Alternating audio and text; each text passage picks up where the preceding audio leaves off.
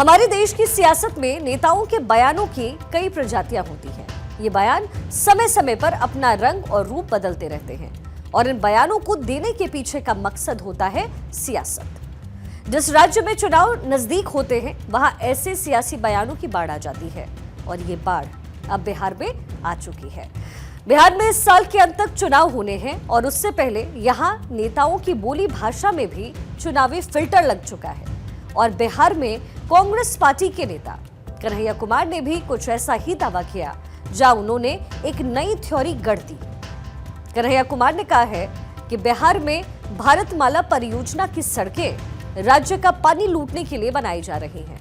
कन्हैया कुमार पूछ रहे हैं कि बिहार में पहले उद्योग क्यों नहीं आए और अब छोटे निवेश क्यों आ रहे हैं। उनका कहना है कि यहाँ की सड़कों की कोई जरूरत नहीं है और उन्होंने सड़कें बनाने को एक साजिश भी करार दिया है। हम आपको याद दिला देते हैं, अभी हमारी यात्रा ढाका से होकर के दरभंगा आई है। ढाका में भारतमाला प्रोजेक्ट बन रहा है। भारतमाला प्रोजेक्ट क्यों बन रहा है, किसके लिए बन रहा है? बिहार में जब कुछ है ही नहीं तो रोड क्यों बन रहा है? बिहार में है, बिहार में वो है जिसके लिए दुनिया तरसने वाली है। बिहार में है पानी, और पानी याद कीजिएगा मेरा यह बात, एक प्रेस कॉन्फ्रेंस याद कीजिएगा, आज बोल रहे हैं पानी पेट्रोल से भी ज़्यादा कीमती होना है, क्योंकि पेट्रोल पीने से प्यास नहीं बुझती है। पानी की ज़रूरत सबको है। दुनिया में जिस तरह से पानी ख़त्म हो रहा है, दुनिया भर के पूंजीपतियों और कारोबारियों की नज़र बिहार की पानी पर है। और जब इंडस्ट्रियलाइजेशन होना था तब इंडस्ट्रियलाइजेशन नहीं हुआ है, और जब इंडस्ट्री अब ऑटोमेटिक हो गया है, जहां लोकल लोगों को रोजगार नहीं मिलेगा, तब ये जो है छोटा छोटा यूनिट लेकर के आ रहे हैं ताकि यहाँ के पानी का दोहन किया जा सके। ये जो बड़ी बड़ी सड़कें बन रही हैं हमारे आसपास, हमारे पास तो इनकम ही नहीं है, तो सड़क बना रहे हैं किसके लिए? सड़क बना रहे हैं यहाँ का संसाधन लूट के लेके जाने के लिए।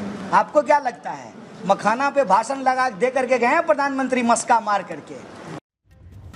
तो कन्हैया कुमार का कहना है कि बिहार के पास बहुत पानी है और इसलिए यहाँ पर सड़कें बनाई जा रही है। पहली बात तो इस तर्क में कोई ताकत नजर नहीं आती है, और अगर आंकड़ों पर आप नजर डालेंगे तो साल 2023 में सामने आई जल शक्ति मंत्रालय की रिपोर्ट कहती है कि बिहार में अभी 44% भूजल का दोहन हो चुका है, जबकि बिहार में कोई बड़ा औद्योगिक आधार भी नहीं है।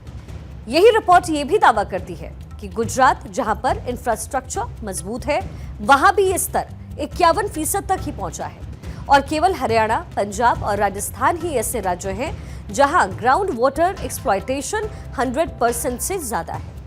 ऐसे में कोई बिहार के पानी पर क्यों नजर डालेगा, ये एक बड़ा सवाल है। और एकाध राज्य को अगर छोड़ दिया जाए तो पूरे देश की कमोबेश एक जैसी ही स्थिति नजर आएगी।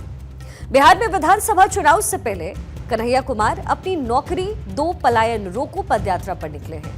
यहाँ उनका कहना है कि बिहार के पानी को लूटने की एक साजिश हो रही है और इस साजिश का माध्यम राज्य का विकास है।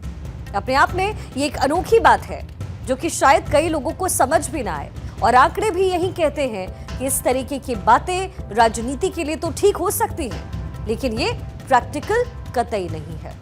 बिहार को प्रकृति ने पानी का खजाना दिया है। गंगा, कोसी, गंडक जैसी जो नदियां हैं वो बिहार में बहती हैं।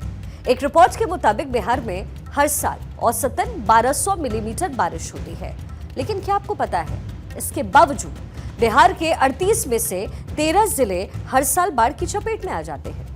साल 2024 में ही 16 लाख से ज्यादा लोग बाढ़ से प्रभावित हुए। वहीं दूसरी तरफ सूखे की मार भी वहां कम नहीं है। तो पानी है लेकिन मैनेजमेंट है जीरो। यानी बिहार के पानी को सबसे पहला खतरा तो वहां वाटर मैनेजमेंट से ही है, और बिहार की सरकार को इस पर काम करने की जरूरत भी है। और आज कन्हैया कुमार चाहते तो इस मुद्दे पर सरकार को घेर सकते थे, लेकिन उन्होंने जो मुद्दा चुना है वो अपने आप में कुछ अजीबोगरीब है। और अगर बात उद्योगपति की अब कर ले तो कन्हैया का इशारा शायद बड़े बांधों और प्रोजेक्ट्स की ओर होगा। मिसाल के तौर पर कोसी बैराज से 2024 में 5.9 लाख क्यूसेक पानी छोड़ा गया, 56 साल में सबसे ज्यादा। यानी कि पानी तो है लेकिन इसका इस्तेमाल बिहार के लिए कम और बाहर के लिए ज्यादा हो रहा है। ऐसा दावा कुछ लोग करते भी हैं, लेकिन क्या ये चोरी है या फिर सिस्टम की नाकामी है? बिहार में 70% पानी खेती के लिए जाता है, 20% घरेलू इस्तेमाल में और सिर्फ 10% उद्योग को। यानी उद्योगों के लिए जाने वाले पानी का प्रतिशत ही मात्र 10% है। तो ऐसे में उद्योगपति बिहार के पानी को कैसे लूट सकते हैं, ये भी एक बड़ा सवाल है। इसके साथ ही उद्योगपति अगर सड़कें बिछा करके पानी चुरा रहे हैं, ये कहना तो आसान है, लेकिन इसके पीछे कोई ठोस सबूत नहीं दिखता। हाँ, ये सच जरूर है कि बिहार से बहने वाली नदियां पड़ोसी राज्यों और यहां तक कि बांग्लादेश तक पानी पहुंचाती है। लेकिन इसे चोरी कहें या प्रकृति का नियम, ये बहस का मुद्दा जरूर हो सकता है। बहरहाल कन्हैया का ये जो बयान है वो चुनावी माहौल में आया है। बिहार में पानी, बाढ़, सूखा हमेशा से एक बड़ा मुद्दा रहा। नीतीश सरकार पर निशाना साधने के लिए कन्हैया ने पानी को हथियार बनाया है। लेकिन सवाल है कि क्या उनके पास इसका कोई हल है या फिर ये सिर्फ वोट की राजनीति है। आरजेडी और कांग्रेस का गठबंधन पहले ही तनाव में है और कन्हैया का ये बयान तेजस्वी यादव की मुश्किलें और बढ़ा सकता है। यहाँ ये भी समझना चाहिए कि बिहार का पानी उसकी ताकत भी है और कमजोरी भी है।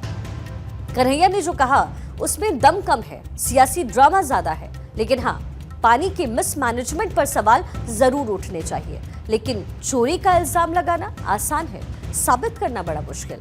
ऐसे में सवाल उठ सकता है कि क्या ये सिर्फ चुनावी शोर है या फिर इसके पीछे कोई गहरी साजिश है। और इस सवाल का जवाब तो आने वाला समय ही देगा।